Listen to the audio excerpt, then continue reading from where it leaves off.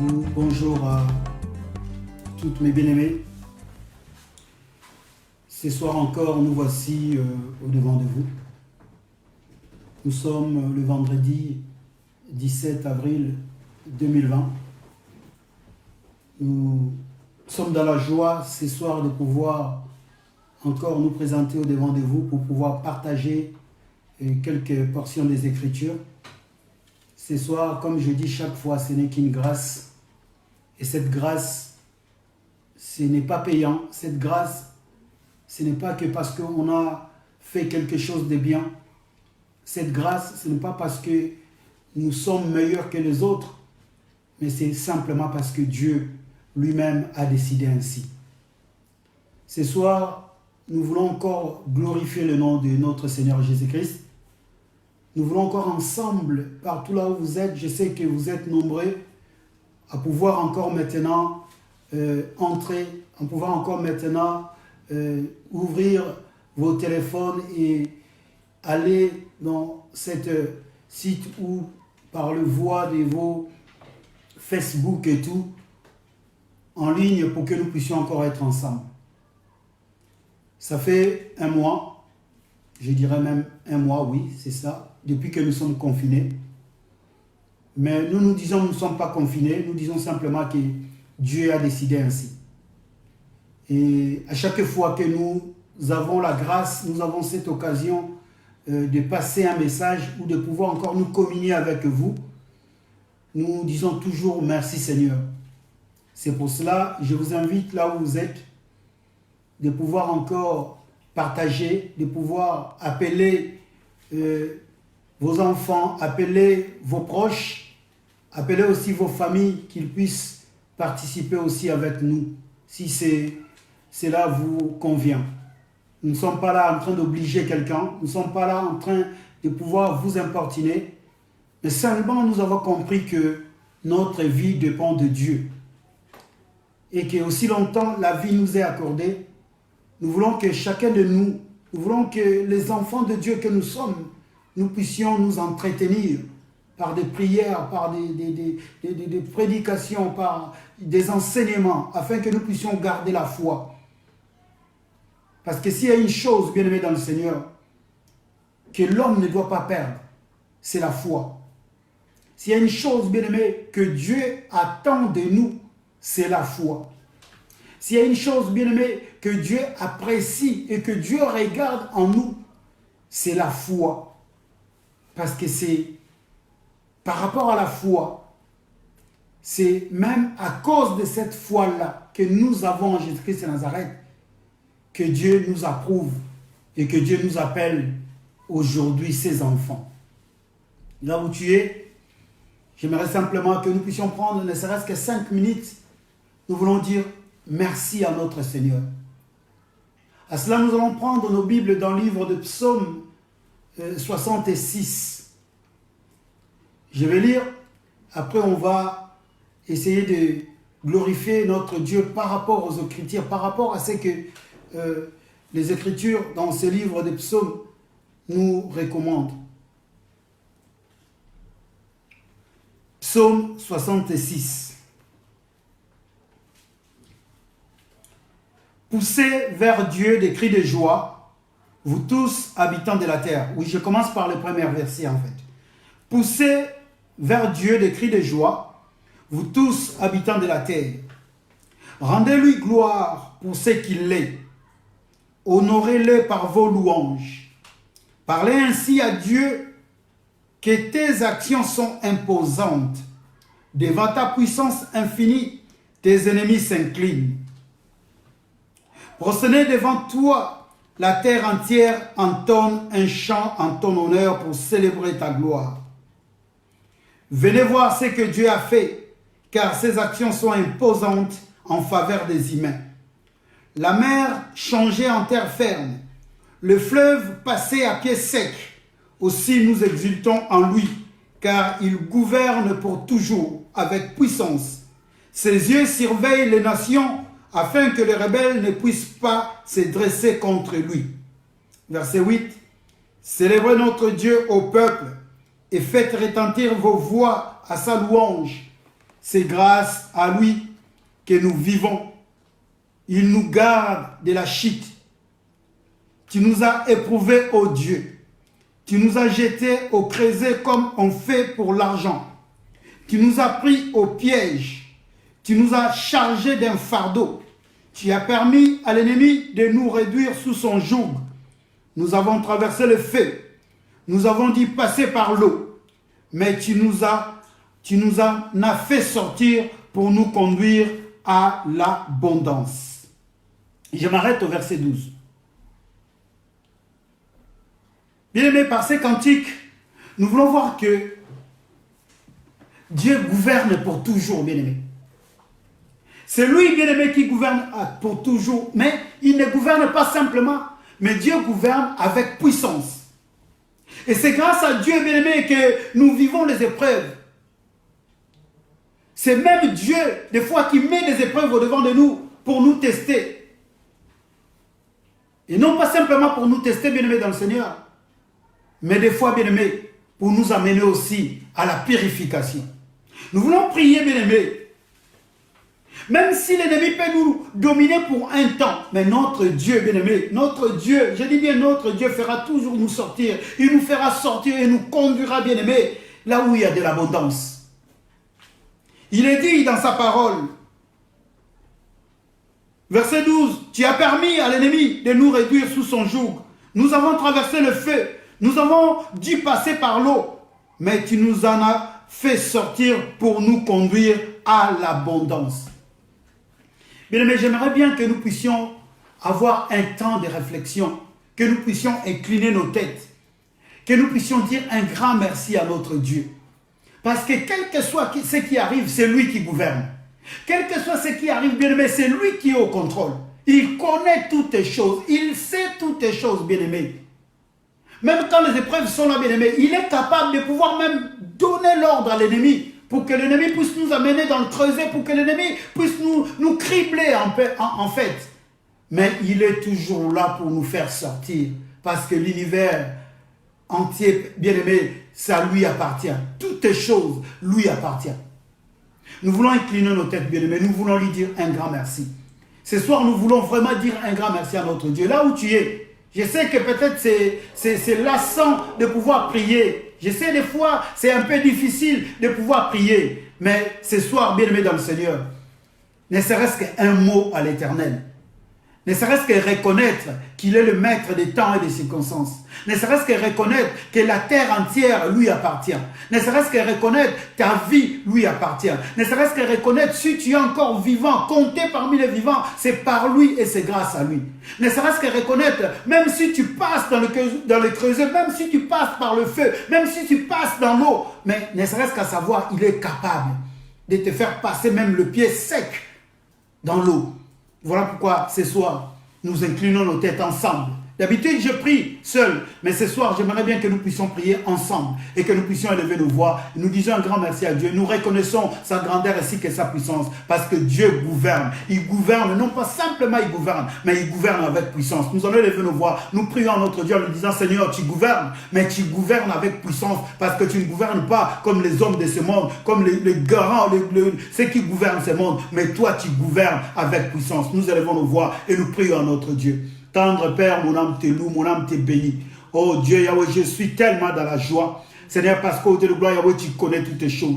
Je suis tellement dans la joie, oh Dieu, parce que tu es l'auteur de toutes les choses. Je suis tellement dans la joie, Père éternel, Dieu, parce qu'au non pas simplement, oh Dieu de gloire, tu m'amènes dans les épreuves pour me tester, mais Yahweh, éternel, Dieu, encore pour me purifier, pour que je puisse être purifié, pour que, oh Père éternel, Dieu, je puisse encore avoir la crainte de ton nom, Dieu de bonté. Yahweh, ce soir, éternel, Dieu, c'est par ta grâce. Yahweh, ce soir, éternel, Dieu, Yahweh, c'est par ton bras, oh Dieu de gloire, par ta droite, que je puisse encore, oh Père éternel, Dieu, que j'arrive encore, Père éternel Dieu, ouvrir ma bouche, au Père éternel Dieu, te rendre des actions de grâce. Yahweh, combien, au Dieu de gloire, ce matin, ou ce soir plutôt, peut-être, au Dieu de gloire, Yahweh, n'ont pas vu, Père éternel Dieu, Yahweh, le jour. Depuis ce matin, Père éternel Dieu, peut-être ils se sont réveillés, mais à l'heure, au Dieu de gloire, je suis en train de t'élever, de te glorifier. Il y en a, au Dieu de gloire, Yahweh, ceux qui rendent l'âme. Combien, Père éternel Dieu, Yahweh, à ces moments, qui sont en train de pleurer. Combien, Père éternel Dieu, Yahweh, à ces moments, qui sont dans des hôpitaux, qui ne peuvent même pas ouvrir la bouche, oh Dieu. Ils ont le souffle, oh Dieu de gloire. gloire, Yahweh, mais ils n'arrivent pas à parler. Alléluia, mon âme te bénit, Seigneur. Je bénis ton Seigneur, oh Dieu de gloire, parce que je sais que toutes les choses t'appartiennent et que toi, tu gouvernes, oh Dieu. Yahweh, éternel Dieu, je n'ai pas peur, oh Dieu de gloire, mais Yahweh, je me confie encore à toi. Je confie mon frère, je confie ma soeur, je confie, Père éternel Dieu, l'église, oh Dieu, entre tes mains, Seigneur. Je confie tous ceux, Père éternel Dieu, qui ne t'ont pas encore accepté comme Seigneur et Sauveur. Dieu de bonté, incline encore, Père éternel Dieu, avec ton regard, afin que ces hommes-là puissent encore venir vers toi. Car, Père éternel Dieu, si tu tardes à venir, parce qu'au Dieu de gloire, tu ne veux pas la mort de qui que ce soit. Si tu tardes à venir, Père éternel Dieu, parce que tu veux qu'au Dieu de gloire, que tout homme soit sauvé. Mon âme te loue, oh Dieu, mon âme te glorifie. Tu es le maître, oh Dieu de gloire, de toutes choses. Tu es le souverain, Père éternel Dieu, en toutes choses. Voilà pourquoi je viens te rendre honneur et gloire. Voilà pourquoi je viens te célébrer. Voilà pourquoi je viens te glorifier. Alléluia aux âmes. Que la gloire te revienne, oh Dieu. Que l'honneur te revienne, Yahweh. Que la majesté te revienne, oh Dieu Tout-Puissant. Parce qu'il n'y a que toi, Seigneur. Il n'y a que par toi, le roi de gloire. Il n'y a que pour toi, les saints d'Israël. Mon âme te loue. Mon âme te célèbre. Mon âme te glorifie. Alléluia. Tu es merveilleux. Tu es merveilleux, Seigneur. Tu es merveilleux, oh Dieu. Tu es merveilleux, les saints d'Israël. Tu es merveilleux, le roi de gloire. Tu es merveilleux, le Seigneur des Seigneurs. Oui, bien aimé, là où tu élèves encore ta voix. Si tu m'écoutes, si tu me suis, élève encore ta voix. Va encore dire à ton Dieu que c'est un Dieu bon. Va encore lui dire que c'est un Dieu merveilleux. Car il fait toutes choses bonnes à son temps. Même quand au Dieu de gloire, nous nous sentons, nous croyons que c'est du mal pour nous. Mais pour lui, c'est du bien. Parce qu'il veut que nous puissions rentrer dans son royaume. Il veut que nous puissions être saints. Il veut que nous puissions être agréables au devant de lui. Même en étant sur la terre, il veut que nous puissions être agréables. Il veut que nous puissions garder la foi. Nous allons lever nos voix. Nous allons prier à notre Dieu qu'il puisse nous donner la force. Car au Dieu de gloire, sans la force, nous ne pouvons rien, bien aimé. Sans la force, sans le Saint-Esprit, nous ne pouvons rien. Nous allons lever nos voix. Nous allons implorer la grâce de Dieu. Que le Saint-Esprit de Dieu nous conduise dans toutes les choses. Que le Saint-Esprit nous donne la capacité de pouvoir rester ferme, de pouvoir être ferme en toutes circonstances. Nous allons lever nos voix et nous prions afin que le Saint-Esprit nous rende encore ferme par rapport à cette situation, par rapport à toutes les situations que nous pouvons rencontrer dans nos vies. Nous élevons nos voix et nous prions à notre Dieu. Alors, prions à notre Dieu, prions à notre Seigneur. Mon âme t'est béni, oh Dieu. Mon âme te glorifie. Mon âme, oh Dieu de gloire, Yahweh, te célèbre. Mon âme, Père éternel, Dieu, Yahweh, te glorifie, oh Dieu. Mon âme, Père éternel, Dieu, Yahweh, t'exalte. Mon âme, oh Père éternel, Dieu, Yahweh, t'acclame. Mon âme, oh Dieu de gloire, Yahweh, t'élève. Mon âme, oh Dieu de gloire, Yahweh, t'adore. Parce qu'au Dieu de gloire, tu fais toutes choses comme bon te semble. Yahweh, oh Père éternel, Dieu, Yahweh, tu n'as pas de conseillers. Oh Dieu, voilà pourquoi je viens te glorifier. Tu n'as pas de parti pris. Voilà pourquoi je viens t'élever. Le monde, Père éternel, Dieu, Yahweh, est corrompu parce qu'il y a des partis pris. Le monde, Père éternel, Dieu, est souillé parce que chacun tire, Père éternel Dieu, le ficelle de son côté. Mais Yahweh, toi éternel Dieu, tu ne regardes pas ça parce que tu fais grâce à qui tu veux. Oh Dieu de gloire, Yahweh, ce soir, tu nous as fait grâce. Mais bien aimé, oh Dieu de gloire, qui sont en train de me suivre. Oh Père, ceux qui sont, Père éternel Dieu, dans leur maison, ceux qui sont peut-être en route, ceux qui vivent encore, oh Dieu de gloire, Yahweh, sont, oh Dieu de gloire, Yahweh, n'est que le fruit, Père éternel Dieu, de ta grâce. Tous, Père éternel Dieu, autant que nous sommes, petits, grands, oh Dieu de gloire, Yahweh, riches ou pauvres, Yahweh, nous ne sommes que, oh Dieu de gloire, le fruit, Yahweh, de ta grâce. Voilà pourquoi je dis, oh Dieu de gloire, que ta grâce, oh Dieu de gloire, surabonde encore. Que ta grâce, Père éternel Dieu, nous conduit encore. Que ta grâce, oh Père éternel Dieu, nous soutienne encore, oh Dieu, afin que nous ne puissions pas tomber, afin que nous ne puissions pas faillir, Père éternel Dieu, dans cette mission, oh Dieu, que toi tu nous as laissé sur la terre. Dans cette mission, oh Dieu de gloire, que toi tu nous as donné sur la terre. Mon âme te loue, mon âme te glorifie, oh Dieu. Yahweh, maintenant au revanche, Yahweh, touche le cœur de ton peuple que nous sommes. Yahweh, amène-nous, Père éternel Dieu, Yahweh, la transformation. Amène-nous, Père éternel Dieu, Yahweh, de pouvoir comprendre. C'est l'heure, oh Dieu de gloire, que nous devons, Père éternel Dieu, lutter, car la nuit est avancée, mais Yahweh, le jour approche. C'est l'heure, Père éternel Dieu, que nous devons encore travailler. Nous devons travailler, au Père éternel Dieu, afin que quand, oh Dieu de gloire, tout sera mis à nu, que chacun puisse être jugé selon, Père éternel Dieu, ce qu'il a fait. Mon âme te loue, oh Dieu, mon âme te glorifie, mon âme t'exalte, au nom puissant et glorieux de notre Seigneur Jésus-Christ. Nous t'avons ainsi élevé, glorifié, et ensemble, nous te disons, merci Seigneur Jésus-Christ. Amen. Mon âme te bénit, Seigneur. Oui, bien-aimé, je suis en train de louer, d'adorer mon Dieu, parce que c'est un Dieu merveilleux. Qui pouvait encore croire qu'en ce jour, on serait confinés dans nos maisons. Qui pouvait croire, il y a 2 mois, qu'on devrait rester comme ça et communiquer par ces voies, par ces moyens. qu'on ne pouvait même plus serrer la main à celui qu'on a embrassé il y a un mois, qu'on ne peut même pas être encore en contact avec la famille, qu'on a mangé ensemble, qu'on a même vécu ensemble, qu'on s'est même éclaté. Qui pouvait croire à cela? Or, bien-aimé, Dieu, il savait toutes les choses. Dieu nous précède, bien-aimé, dans toutes les choses. Il n'est jamais en retard, bien-aimé. Aujourd'hui, on est en train peut-être de prier, de pleurer en disant, Seigneur, tu es où? Non, il est déjà en avance. Là où nous sommes, Dieu est déjà en avance, bien-aimé. C'est ça ma joie, bien-aimé. Voilà pourquoi je compte sur lui. J'aimerais aussi que toi, tu puisses compter sur lui, bien-aimé, dans le Seigneur. Dieu est toujours en avance. Dieu, il nous précède toujours, bien-aimé. Il savait ce qui allait se passer. Et il sait ce qui se passera après, bien-aimé. Ça, c'est une joie, bien-aimé. Si nous nous attachons à un tel homme, si nous nous attachons à lui, bien-aimé, oh, il va nous garantir. Il va faire de nous ses amis, bien-aimé, parce qu'il va tout le temps nous dire, il va tout le temps nous communiquer sa pensée. Et ce soir encore, bien-aimé, nous voulons écouter, nous voulons encore partager quelques portions des Écritures.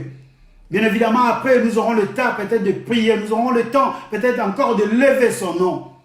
Mais parce que nous n'avons qu'une heure, bien-aimés.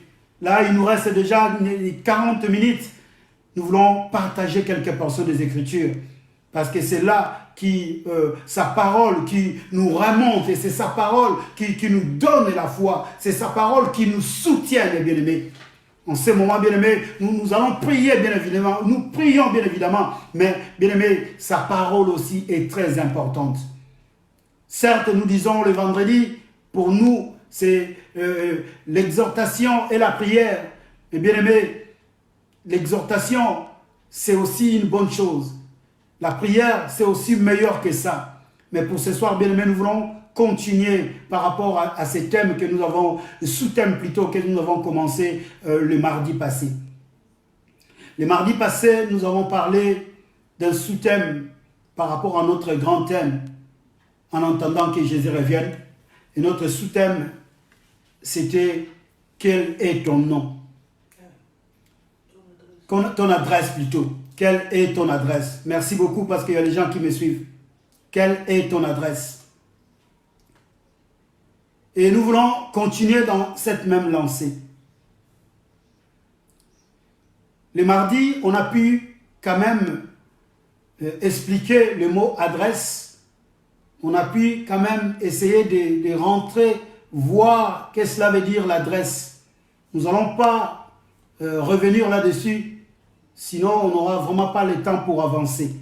Mais pour ceux qui viennent nous rejoindre, pour ceux qui pour la première fois peut-être, ils nous rejoignent sur ces réseaux, sur notre chaîne, nous voulons simplement dire que l'adresse, c'est un lieu. C'est un lieu là où on peut retrouver quelqu'un. L'adresse, c'est la domiciliation. L'adresse, c'est la dextérité d'un corps, comme on avait bien expliqué l'autre fois. L'adresse, c'est un des éléments qui identifient une personne ou une chose. Et nous avons donné beaucoup d'exemples. Notre texte que nous avons lu ces jours-là, les mardis, nous étions dans le livre de Luc, que nous connaissions beaucoup, Luc chapitre 24. Et nous allons encore prendre ce livre-là de Luc pour essayer un peu de nous rafraîchir les mémoires. Après, nous allons continuer, bien évidemment.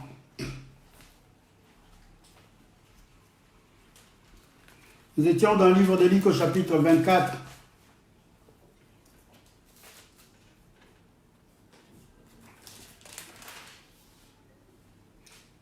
Et on avait commencé à partir du verset 13. Je vais lire simplement peut-être le verset 13 et le verset jusqu'au verset 16. Mais notre texte, c'est du verset 13 jusqu'au verset 34. Le même jour, 2 disciples se rendaient à un village nommé Emmaüs, à une douzaine de kilomètres de Jérusalem. Ils s'entretenaient de tous ces événements. Pendant qu'ils s'échangeaient ainsi leurs propos et leurs réflexions, Jésus lui-même s'approcha d'eux et les accompagna. Mais leurs yeux étaient incapables de les reconnaître. Leurs yeux étaient incapables de les reconnaître. Nous avons dit que ces hommes-là, les 2 disciples, qui étaient ensemble avec les autres, avec les apôtres, les 11 apôtres, ils ont jugé bon, bien aimé, de quitter l'endroit où Jésus-Christ les avait promis, où Jésus-Christ les avait donné comme adresse. C'était Jérusalem. Et on avait vu cela aussi dans le livre des Actes des Apôtres, au chapitre 1 et au verset 4, qu'ils devraient tous rester à Jérusalem. Et de Jérusalem, lui, il devrait ressusciter le 3e jour. Et en fait, il devrait attendre là-bas à Jérusalem. Dans le livre des Actes des Apôtres, c'était pour que l'esprit que Christ a promis, que l'esprit que Dieu a promis à travers Christ puisse leur être accordé. Mais quand ils se sont restés à Jérusalem déjà, ils étaient confinés, je peux dire. Ces hommes-là avec les apôtres, ils étaient confinés parce que le maître n'était plus là. La peur peut-être de le prendre, de le mettre en prison, ils avaient cette peur-là. Cette peur-là était dans leur cœur. Mais pendant qu'ils avaient aussi une promesse de rester toujours, de rester toujours à Jérusalem. C'était l'adresse par laquelle Jésus-Christ devrait venir et leur donner ce qu'il fallait. Bref, les 2 ont quitté leur adresse. On a pu expliquer cela le mardi passé. Le problème, que quand ils ont quitté l'adresse, ils ont perdu quelque chose. Parce que c'est dans l'adresse, quand vous êtes dans une bonne adresse, quand vous demeurez dans une bonne adresse, c'est là où vous pouvez recevoir toutes les choses. La Bible dit que quand ils étaient en route, ils étaient en train de s'entretenir le 2, Jésus leur est apparu. Mais quand bien même quand Jésus leur parlait, ils n'avaient pas la révélation, ils n'ont pas compris que c'est Jésus-Christ qui était en train de leur parler. La révélation, bien aimé, la révélation, c'est quelque chose de très très important. Quelqu'un qui n'arrive pas encore à comprendre la révélation au sujet de l'adresse, c'est un véritable problème. C'est un vrai problème. Retenez bien ces mots, la révélation par rapport à l'adresse. Nous devons arriver, bien aimé, à avoir la révélation, la compréhension de l'adresse. Parce que l'adresse, bien aimé, veut dire beaucoup de choses. On avait dit, on ne va pas parler de l'adresse comme simplement un mot ou comme simplement une inscription qui est mise au devant d'une porte ou au devant d'une villa ou au devant d'une maison. Mais nous voulons parler de l'adresse comme un comportement. Nous voulons parler de l'adresse comme un comportement. Et on s'était posé des questions, on s'était dit combien d'adresses on pouvait avoir. Et c'est là où peut-être nous nous sommes arrêtés. On avait dit qu'on aurait, normalement, on a simplement une seule adresse. Et cette adresse, on l'avait intitulée la foi. Donc nous voulons parler de la foi comme adresse. Parce que si on ne connaît pas là où tu habites, c'est un vrai souci. Nous nous sommes dit que même dans nos cartes d'identité, on peut avoir plusieurs appartements, on peut avoir plusieurs maisons, mais il y a une seule adresse qui est mentionnée. On doit mettre de l'ordre par rapport à cette adresse, bien-aimée. Parce que cette adresse, bien-aimée, veut dire beaucoup de choses. La foi. Là, on a pris simplement un mot, la foi. Et nous étions arrêtés par rapport à ce que Paul a compris. À ce que Paul a vraiment capté par rapport à son identité. Parce que l'adresse, c'est aussi un des éléments qui définit l'identité.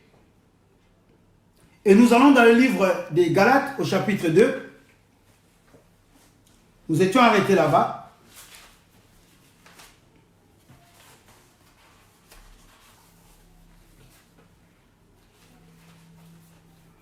Galates au chapitre 2. Et c'est là que nous allons prendre la route pour ce soir. J'espère que j'ai fait un tout petit briefing. Ce n'est pas évident parce qu'on n'a vraiment pas l'heure au devant de nous. Ce n'est pas du tout évident. Mais bon, on va donner que ce qu'on a et ce qu'on peut en fait. Alléluia. Nous allons dans le livre de Galates au chapitre 2. Ça, j'appelle ça la révélation. C'est une révélation, bien-aimé. Paul a fait une révélation. Paul a compris quelque chose de vraiment très, très, très puissant. Paul a compris qu'il y a un changement dans sa vie. Au verset 20. Galates chapitre 2, verset 20. Paul dit, ce n'est plus moi qui vis, c'est le Christ qui vit en moi. Ma vie en tant qu'homme, je la vis maintenant dans la foi au Fils de Dieu qui, par amour pour moi, s'est livré à la mort à ma place. Parole du Seigneur.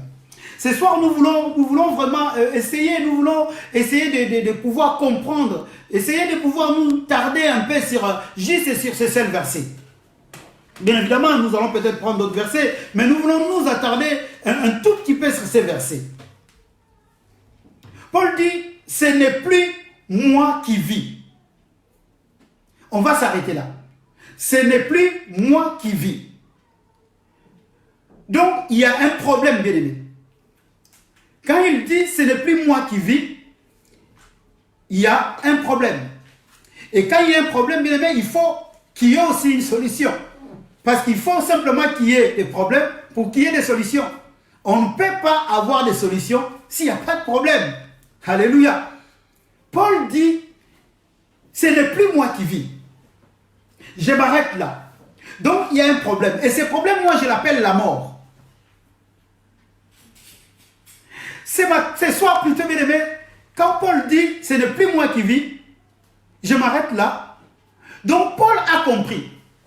Paul vient de recevoir une révélation par rapport même à son adresse, par rapport même à ce qu'il est. Parce qu'aujourd'hui, bien aimé, nous venons dans le Seigneur. Aujourd'hui, bien aimé, nous prions le Seigneur. Aujourd'hui, bien aimé, nous prêchons même la parole de Dieu. Mais des fois, nous n'arrivons pas comme ces deux disciples bien aimés. Jésus les a apparus. Jésus était avec eux. Mais la Bible dit, leurs yeux étaient fermés. Sans la révélation, bien aimé, le peuple est sans frein. Sans la révélation. Leurs yeux étaient fermés. Mais leurs yeux étaient fermés pourquoi? Parce qu'ils ont quitté l'adresse, ils ont quitté l'endroit où il fallait être, bien aimé. Aujourd'hui, il y a beaucoup de problèmes qui nous arrivent, oh, bien aimé. Il y a beaucoup de problèmes, même cette maladie, bien aimé, aujourd'hui. On nous dit, restez dans vos maisons. Parce que dehors, il y a des choses peut-être qui sont très, très dangereuses. Dehors, il y a le loup qui rôde. Dehors, il y a des bêtes féroces.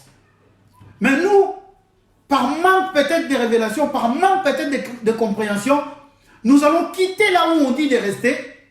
Et quand on va sortir, on peut facilement attraper cette maladie. Pourquoi ça? Simplement parce qu'on n'a pas la révélation. Quand on n'a pas la révélation, bien aimé, il y a un problème. Mais ici, Paul, dans le livre des Actes, bien aimé, il vient de détecter quelque chose que beaucoup n'ont pas détecté. Il vient de comprendre quelque chose que beaucoup d'enfants de Dieu jusqu'à aujourd'hui n'ont pas encore compris, que nous n'avons pas encore compris. Nous venons en Dieu, nous croyons en Dieu, mais nous n'avons pas encore compris que non, quand nous venons en Dieu, nous devrions vraiment avoir la capacité de comprendre non. Non, non, ce n'est plus moi qui vis. Nous devons avoir cette capacité de dire ce n'est plus moi qui vis. Là où tu es, dis simplement ce n'est plus moi qui vis. Maintenant, quand tu es en train de dire ce n'est plus moi qui vis, donc si tu dis ce n'est plus moi qui vis, si quelque chose ou quelqu'un ne vit plus, cela veut dire qu'il y a la mort qui est constatée. Quand on parle de quelqu'un qui ne vit plus, quand on parle d'une chose ou bien des autres êtres qui ne sont pas les êtres humains, qu'il ne vit plus, Cela veut dire il y a maintenant constat de la mort. On doit constater la mort, bien-aimé dans le Seigneur. On doit obligatoirement constater la mort. C'est pourquoi, et c'est pour cela même, Paul lui-même, dans le livre de 2 Corinthiens au chapitre 5, ce sont des versets que nous aimons beaucoup. Vous pouvez commencer à partir du verset 16 et 17. Et là-bas, Paul est en train de signifier, il dit, non, j'ai compris, ce n'est plus moi qui vis. En disant cela, bien aimé, quand il dit, ce n'est plus moi qui vis, donc il a compris que quand une personne vient en Jésus, les choses anciennes doivent passer. Au cas, les choses anciennes sont passées, bien aimé, c'est la mort en fait. C'est la mort. Quand nous disons ce n'est plus moi qui vis, aujourd'hui c'est comme une récitation. Ce n'est plus moi qui vis, c'est Christ qui vit en moi. Mais moi je me suis arrêté d'abord simplement sur ce n'est plus moi qui vis. Là où tu dis simplement ce n'est plus moi qui vis. Mais maintenant commence à me suivre, commence à comprendre. J'ai essayé un peu de comprendre par ma compréhension, bien évidemment, par la parole de Dieu. Ce que Paul a ressenti, ce que Paul a compris à ce moment. Je pense qu'à ce jour-là, Paul était dans une joie énorme. Il dit non, ce n'est plus moi qui vis. Et c'était le même problème, bien aimé, que Nicodème ne comprenait pas. C'était le même énigme que Nicodème voulait savoir. Que Nicodème est allé la nuit voir Jésus-Christ de Nazareth pour comprendre ce que Paul avait compris à ce moment-là. La révélation. Les deux disciples de Maïs, bien aimé, ils n'avaient pas cette révélation, bien aimé. De comprendre qu'ils devraient rester là où il y a l'adresse. Ce n'est plus moi qui vis. De comprendre, bien aimé, tu n'as plus la volonté. De comprendre, bien aimé, que tu es mort, bien aimé. Or, ces disciples-là, bien aimé, ils ont voulu faire à leur volonté. C'est ce qui se passe aujourd'hui dans nos assemblées. C'est ce qui se passe aujourd'hui dans notre vie de chrétienté. Nous voulons faire à notre volonté. Alléluia. Bien-aimés dans le Seigneur. Aujourd'hui, vous savez pourquoi beaucoup de personnes sont nerveuses. Ou nerveuses, je peux dire. Parce que cela ne se fait pas par notre volonté. Nous sommes confinés pas par notre volonté. C'est là où ça fait mal en fait. C'est là où il y a un problème. Nous sommes confinés non pas par notre volonté. Parce qu'il y a des autorités, parce qu'il y a des personnes qui ont pris une décision à partir de telle date, vous restez chez vous.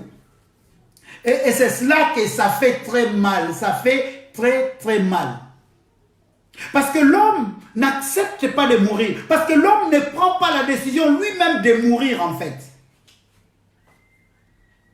L'homme n'accepte pas. Ce qui nous fait peur aujourd'hui, ce qui fait peur même aux enfants de Dieu aujourd'hui, c'est une seule chose, la peur de mourir.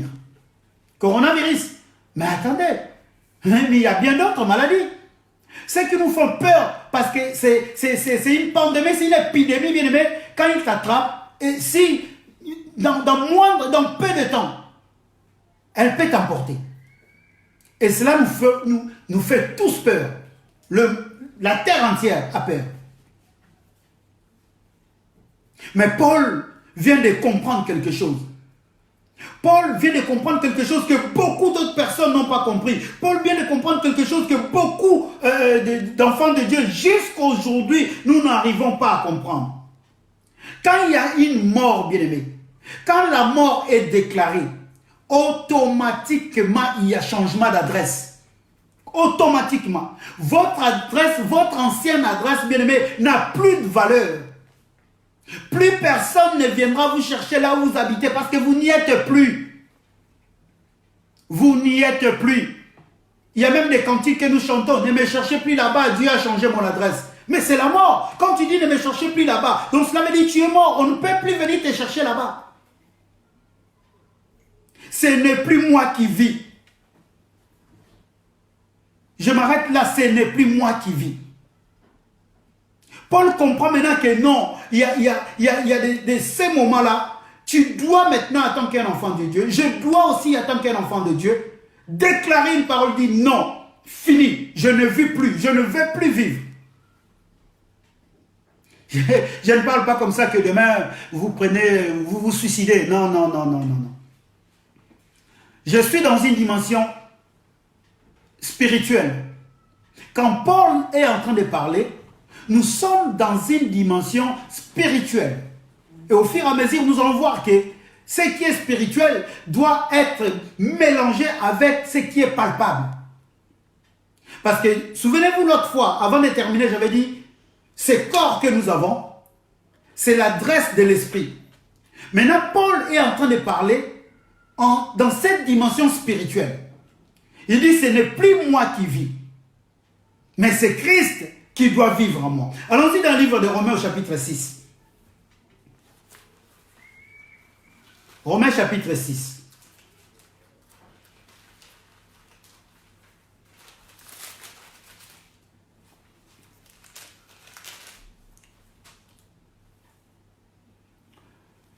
La Bible dit, toujours Paul, il dit, que dire maintenant? Persisterons-nous dans le péché pour que la grâce abonde? Loin de là, puisque nous sommes morts pour le péché, puisque nous sommes morts pour le péché, comment pourrions-nous vivre encore dans le péché? Puisque nous sommes morts pour le péché, le verset 2, comment pourrions-nous vivre encore dans le péché? Ce n'est plus moi qui vis.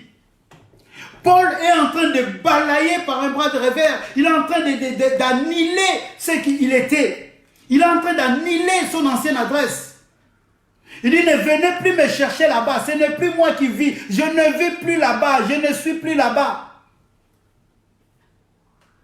Et dans cette dimension, bien aimé, l'église que nous sommes aujourd'hui, nous devons comprendre que nous devons maintenant vivre une autre dimension. Néanmoins, si nous avons accepté Jésus-Christ de Nazareth, parce que le fait d'accepter Jésus-Christ de Nazareth, bien aimé, c'est une mort qui a été signée. Vous mettez une signature à la mort. Puisque nous étions morts avec Jésus, comment pourrions-nous continuer à vivre encore dans le péché? Parce que Jésus ne s'appelle plus péché. Jésus, c'est la vie. Il a porté le péché, bien aimé. Oui, c'est pour cela qu'il a porté le péché. Pour que toi et moi, nous puissions vivre. Pour que toi et moi, bien aimé, nous puissions avoir la vie. Regardons dans le livre de Galates, toujours 20, le verset 19. Qu'est-ce que Paul est en train de dire? Galates 2, 19. Car c'est par la loi que je suis mort au régime de la loi, afin de vivre pour Dieu. En effet, j'ai été crucifié avec le Christ. Donc, il y a la mort. Avant que Paul puisse dire que ce n'est plus moi qui vis, il reconnaît qu'il est déjà mort. Est-ce que tu peux reconnaître là où tu es que tu es déjà mort? Est-ce que tu peux reconnaître réellement que tu es vraiment un homme mort? C'est là le problème, bien-aimé.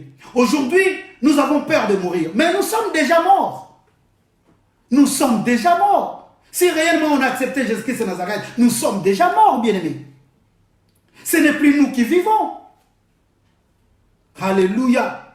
Je suis toujours dans cette dimension, bien-aimé, dans cette dimension spirituelle que je vous avais dit. Je suis toujours dans cette dimension. C'est un choix, bien-aimé. On doit faire un choix. On doit faire un choix par rapport à cela. L'autre fois, j'avais dit qu'il y a une seule adresse. Oui, je m'explique pourquoi il y a une seule adresse.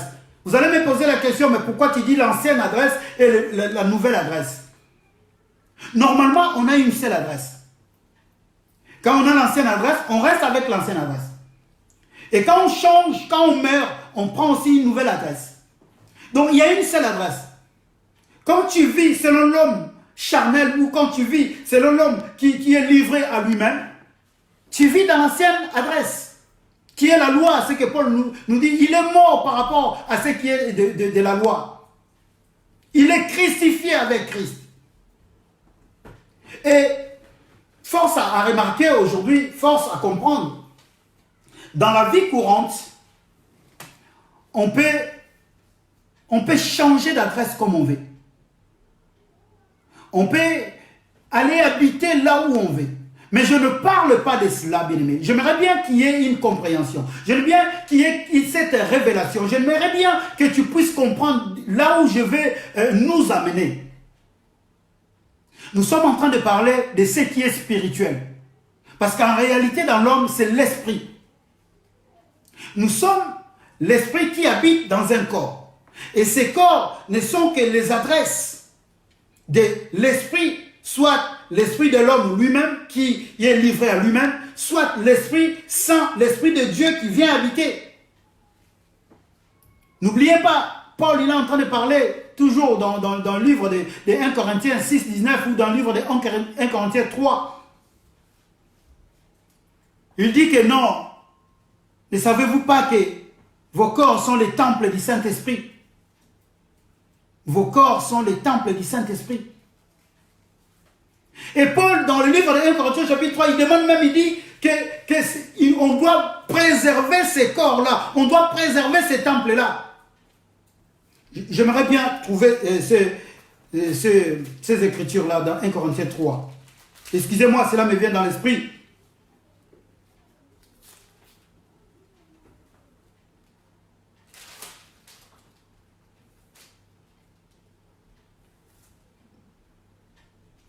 Alléluia. Oui, dans 1 Corinthiens 3, 16, il dit, ne savez-vous pas que vous êtes le temple de Dieu et que l'Esprit de Dieu habite en vous? Si quelqu'un détruit son temple, Dieu le détruira, car son temple est saint et vous êtes ses temples. Car son temple est saint et vous êtes ses temples. L'Esprit de Dieu habite en vous. Est-ce que nous ignorons, bien aimés, que nous sommes ces temples? Que l'Esprit de Dieu habite en nous? Et Paul va plus loin et dit, si quelqu'un détruit ces temples, Dieu dit qu'il va les détruire. Donc l'adresse a une importance capitale. Tu dois garder cette adresse. Tu ne dois pas quitter dans cette adresse. La révélation de la parole. La mort. Or, quand il y a la mort, la Bible dit, Christ est lui-même en train de dire, il faut qu'il y ait la mort pour que la vie puisse germer. Car un grain enfoui dans le sol, il faut que le grain meure d'abord pour que la vie puisse sortir. Donc, s'il y a la mort, il y a la vie. Le problème, c'est que ce n'est plus moi qui vis. Je ne vis plus. Spirituellement, je ne vis plus. Mais mon corps, il vit. Bien aimé, je suis en train de parler comme un fou. Spirituellement, tu ne vis plus. Ou spirituellement, tu as abandonné une vie que tu avais. Parce qu'au départ, comme David dit dans le livre de Psaume 51, il dit, ma mère m'a conçu dans le péché. Ma mère m'a conçu dans le péché. Tout homme, quand il vient dans le monde, il est conçu dans le péché. Or, le salaire du péché, c'est la mort. Le péché amène à la mort. Et Christ est allé jusqu'à la croix. Il a supporté, il a pris tous ses péchés. Afin que toi et moi, nous puissions avoir la vie. Et Paul maintenant comprend, il dit non, cette vie pour l'avoir, il faut que toi et moi, nous puissions décider. Cette vie-là pour l'avoir, bien aimé, cette vie-là pour l'avoir, Christ, bien évidemment, est mort pour toute l'humanité. Christ est mort pour tous les hommes. Rouge, blanc, noir, chinois, je ne sais pas qui. Mais seulement maintenant, pour avoir cette vie-là que Christ donne, il faut accepter la mort. Il faut essayer d'éradiquer, il faut quitter dans l'ancienne adresse que vous étiez avant. Pour maintenant adhérer, pour maintenant prendre une nouvelle adresse, qui est la foi. Parce que l'ancienne adresse, c'est la mort qui est égale au péché. Et la nouvelle adresse, c'est la foi qui est égale à la vie. L'ancienne adresse, c'est la mort qui est égale au péché. Et la nouvelle adresse, c'est la foi qui est égale à la vie. Paul comprend ces choses-là et c'est pour cela qu'il nous communique. On doit mettre de l'ordre, bien-aimé. On doit mettre de l'ordre par rapport à notre foi. On doit mettre de l'ordre par rapport à notre adresse. Là où tu es, bien-aimé, tu dois comprendre une chose. À dater d'aujourd'hui, si tu m'écoutes, essaie maintenant d'aller dans la profondeur de dire, ce n'est plus moi qui vis. Et c'est là quand tu le prononces avec des paroles. Maintenant, bien-aimé, ce n'est pas simplement ça. Quand tu le prononces avec des paroles, le problème, bien-aimé, ce n'est pas simplement le problème. Ce n'est pas simplement plutôt les paroles. mais tu as un corps. Je parlais dans la dimension spirituelle, mais tu as un corps qui est palpable. Tu as un corps qu'on peut toucher. Tu as un corps qui marche encore. C'est pour cela que je reviens maintenant dans le livre des Hébreux chapitre 11. Là, on est en train de nous expliquer la foi. On nous parle d'une ferme assurance de ce qu'on espère. Le premier chapitre des Hébreux 11. On nous parle d'une ferme assurance de ce qu'on espère. Et la réalité de ce qu'on ne voit pas. Bien, mais quand nous lisons les Écritures, essayons de comprendre. Une ferme assurance. Donc, on doit être ferme. Mais ferme assurance par rapport à quoi? Par rapport aux choses qu'on ne voit pas, que nous devons l'amener à la réalité. Les choses qu'on ne voit pas, bien aimé, les choses qu'on ne voit pas, on doit les amener à la réalité. C'est pour cela, Paul, quand il parle, il dit, ce n'est plus moi qui vis, mais il dit, mais c'est Christ qui vit en moi. Donc, d'un côté, il parle, moi, ce que j'étais avant, moi, ce que je faisais avant, moi, mon comportement d'avant, je mets un point final à cela. Donc, ces comportements meurent. Maintenant, je vais adopter le comportement de celui qui vient habiter à moi. Dans ce point-là, bien aimé, je viens te dire, dans cette dimension-là, je viens te dire, il n'y a pas de pasteur, il n'y a pas de femme, il n'y a pas d'homme, il n'y a pas, je ne sais pas quoi dire, des hommes puissants, des riches, des pauvres. Non, il n'y en a pas. Nous sommes tous égaux. Dans cette dimension-là, bien aimé, que personne ne nous trouble, que personne ne nous trompe, bien aimé. Nous habitons tous dans une même adresse. Quand tu acceptes Jésus, de suite tu rentres dans la bergerie, tu rentres dans la maison de ton Père. Bien évidemment, dans la maison, il y a des salons, il y a des chambres, il y a des endroits. Mais néanmoins, quand tu rentres, bien aimé, quand tu rentres dans cet enclos, dans cette adresse, tu fais déjà partie de la famille de Dieu. Et la seule chose, bien aimé, c'est de demeurer. La seule chose, c'est de demeurer. Je veux que nous puissions demeurer, bien aimé. Nous avons peur de quoi aujourd'hui? Oh, on aura peur si on ne demeure pas, si on n'a pas une adresse fixe, bien aimé. À ce moment-là, on aura peur, bien aimé. Mais si nous demeurons, nous allons un peu dans le livre de Jean chapitre 15. La Christ est en train de nous parler. Il est en train de nous dire que lui, il est ses véritables plans. Il est ses véritables cèpes. Il est le plan de son Père. Il est cette plante-là, cet arbre-là, qui est le véritable cèpe. Et que tout sarment qui ne sont pas collés en lui ne portera pas de fruits. Nous allons un peu lire dans le livre de Jean chapitre 15. Allons-y dans le livre de Jean chapitre 15.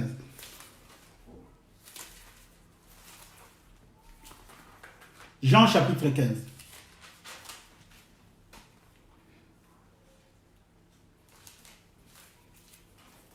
Suis-moi. Jean chapitre 15. Alléluia. Bien-aimé, il faut que tu arrives à te dire que ce n'est plus moi qui vis.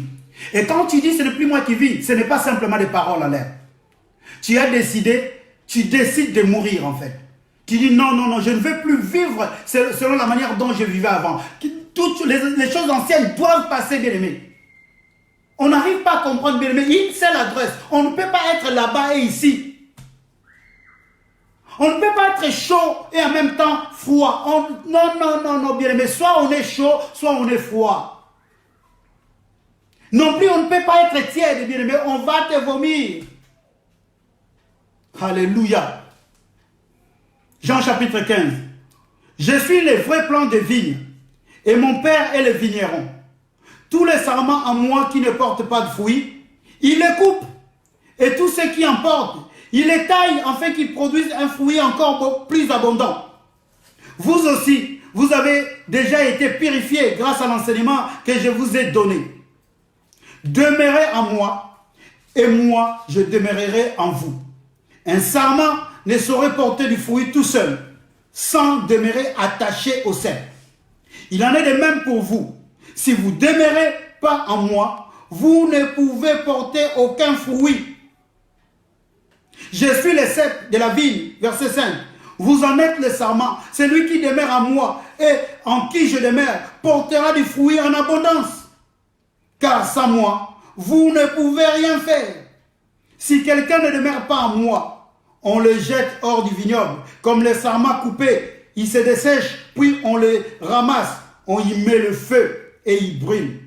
Mais si vous demeurez en moi et que mes paroles demeurent en vous, demandez tout ce que vous voudrez, vous l'obtiendrez. Si vous produisez du fruit en abondance et que vous prouvez ainsi que vous êtes vraiment mes disciples, la gloire de mon Père apparaîtra aux yeux de tous. Alléluia. La gloire de mon Père apparaîtra aux yeux de tous. Le problème, bien aimé, quand nous disons quelle est ton adresse, cela veut dire où est-ce que tu demeures? Où est-ce que tu passes ta vie? Ou quand je pose la question, bien aimé, quand je posais cette question, quelle est ton adresse? Cela veut dire simplement où est-ce que tu demeures. Dans le livre des gens, on nous dit, Christ est en train de dire, demeurez en moi. Si vous ne demeurez pas en moi, vous ne porterez jamais de fruits. Quand on parle de fruits, bien aimé, on est en train de parler des œuvres, on est en train de parler de bonnes actions, on est en train de parler de comportement. Voilà pourquoi Paul lui-même dans Galates 2, il a compris, il dit, ce n'est plus moi qui vis, mais c'est Christ qui vit en moi.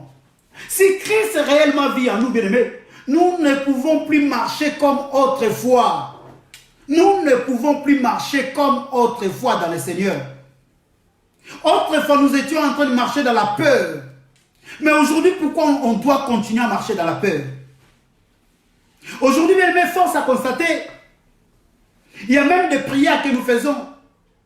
Il y a même des prédications que nous donnons. C'est par rapport à la peur. Par rapport à la peur. Nous sommes en train de prier, bien aimé, comme si nous n'avons pas l'assurance. Comme si nous n'avons pas cette ferme assurance, bien aimé, dans le Seigneur. Si nous avons l'assurance que Christ est mort pour nous et que nous serons un jour ressuscités avec lui, pourquoi nous pouvons avoir peur? C'est parce que nous ne sommes pas dans une bonne adresse. Parce que si nous sommes dans une bonne adresse, bien aimé dans le Seigneur, si nous vivons dans la foi, si nous demeurons dans la foi, si nous demeurons dans la foi en Jésus-Christ de Nazareth, bien aimé, pourquoi on doit avoir peur? Pourquoi avons-nous peur? Alléluia. Je veux simplement que nous puissions comprendre, juste ces versets de Galates 2:20, ce n'est plus moi qui vis, mais c'est Christ qui vit en moi. La révélation, bien aimé. Un peuple sans révélation, c'est un peuple sans frein.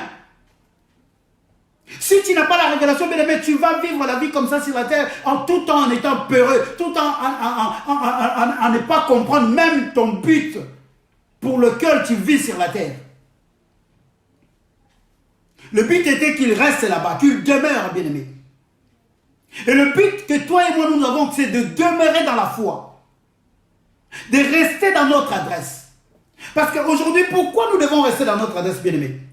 Parce que si aujourd'hui, nous disons chaque fois, aujourd'hui nous sommes en train de faire beaucoup de prières, beaucoup de demandes. Dieu, par ta miséricorde, c'est une bonne chose. Que ces fléaux passent. Dieu, par ta miséricorde, guérit ceux qui sont malades. Dieu, par ta miséricorde. Et Dieu, par ta miséricorde. Bien-aimé, regardons la réponse dans Jean 15. Il dit, ce n'est que si vous demeurez en moi. En ce moment-là, si vous demandez quelque chose, moi je vous le donnerai. Donc il y a beaucoup de choses que nous ne recevons pas, bien aimés, parce que nous n'avons pas la révélation d'où, de quel côté ou de quel endroit nous devons rester. Aujourd'hui, nous restons auprès des hommes de Dieu. Aujourd'hui, nous voulons rester auprès de ceux qu'on appelle des grands hommes de Dieu. Non. Je viens te dire non. La gloire de Dieu, bien aimé, peut se manifester pour un chrétien que nous sommes. Les chrétiens que nous sommes, la gloire de Dieu peut se manifester, bien aimé, seulement quand nous demeurons dans sa parole. La gloire de Dieu ne peut pas se manifester, bien aimé, si nous demeurons encore derrière les hommes. Je ne dis pas que nous ne puissions pas considérer les hommes. Loin de là. Nous devons considérer les hommes. Mais aujourd'hui, force à constater, bien aimé, Nous ne demeurons pas dans la parole de Dieu, mais nous demeurons derrière les hommes. Nous demeurons auprès des hommes. Tout est à nous, bien-aimés. Dans le livre de 1 Corinthiens, bien-aimés, au chapitre 4, Paul est en train de dire, tout est à nous. Tout est à nous. Parce que c'était, chapitre 3 plutôt, il y avait une discussion entre les hommes, en disant, moi je suis de Paul, moi je suis d'Apollos, moi je suis de Céphas. Mais Paul est en train de dire, tout est à nous. Que ce soit Paul, que ce soit Pierre, que ce soit Samuel, que ce soit, je ne sais pas, Patrick, que tout est à nous. D'ailleurs, nous, ces hommes-là qui prêchons la parole, nous sommes pour vous. Mais aujourd'hui, on ne comprend pas. C'est nous qui sommes pour ces peuples-là. C'est comme si nous sommes pour ces peuples. Non, c'est ces hommes-là qui nous prêchent la parole. Ils sont pour nous. Ils sont des cadeaux qui nous dit le livre d'Éphésiens au chapitre 4. Ce sont des cadeaux que Dieu nous a donnés. Là où je suis ton cadeau, bien-aimé. Je suis pour toi, je suis là pour toi. Je dois être là pour toi. Tu ne dois pas être là pour moi. C'est moi qui dois être là pour toi. Oh, changeons un peu notre manière de comprendre les choses. Ce n'est plus moi qui vis. Je vais simplement là où tu es aujourd'hui, tu puisses comprendre, de pouvoir décider. Paul lui-même a pris la décision en disant, ce n'est pas quelqu'un qui est venu lui dire qu'à partir d'aujourd'hui, ce n'est plus toi qui dois vivre. Non. Je suis venu te booster, bien-aimé, de comprendre la révélation de la parole. La révélation même de ta vie sur la terre. Tu étais né pécheur. Tu étais né dans le péché. Mais aujourd'hui, tu as la capacité. Tu as cette possibilité de dire, non, fini le péché. C'est une décision à prendre, bien-aimé. Comme ce jour-là, Christ disait à Nicodème, tu dois prendre une décision de renaître de nouveau. Alléluia. Dis simplement là où tu es, ce n'est plus moi qui vis. Mais c'est Christ qui vit en moi. Mais maintenant, bien-aimé, Christ vit en moi. C'est par rapport à la manière dont toi tu demeures en lui. C'est par rapport dans quelle adresse tu es. Si tu demeures dans cette adresse, Christ vit en toi. Mais si tu ne demeures pas là, comment Christ va vivre en toi? Alléluia. Comment Christ peut vivre en toi? Parce que Christ ne vient que dans son adresse, dans son temple. Or, son temple est saint, comme nous dit le livre de 1 Corinthiens chapitre 3, 16. Son temple est saint.